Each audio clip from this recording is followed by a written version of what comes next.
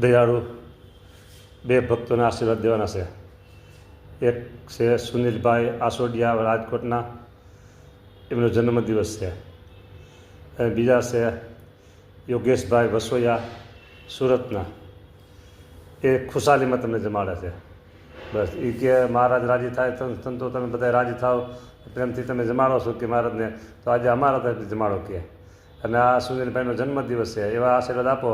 નિરામય દીર્ઘાયુષ, ખૂબ લાંબુ આયુષ, અને કોઈ શારીરિક રોગ કયો ન આવે, અને સરસ રીતે જીવન જીવાય એવા એમને આશીર્વાદ આપો.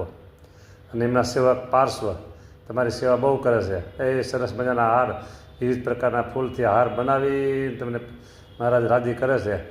તો એમના શુભ સંકલ્પ પૂરા કરજો, અને સુનિલભાઈના શુભ સંકલ્પ પૂરા કરજો, અને યોગેશભાઈ વસોયા સુરતના, એમના જે શુભ સંકલ્પો પૂરા કરજો. બધા ભક્તોના જે શુભ સંકલ્પ, મારા તમારે ક્યાં ખોટ છે પ્રભુ? જે સંકલ્પ કંઈ આપ્યા કરો ને બસ એ મોજ કરે બધા ભક્તો. રાજી તમે બધા ઉપર થઈ ગઈ, રાજી રહ્યો, ભક્તો બધા રાજી રહ્યો, તમે રાજી એટલે ભક્તો રાજી થાય. આવા બધાને આશીર્વાદ આપો.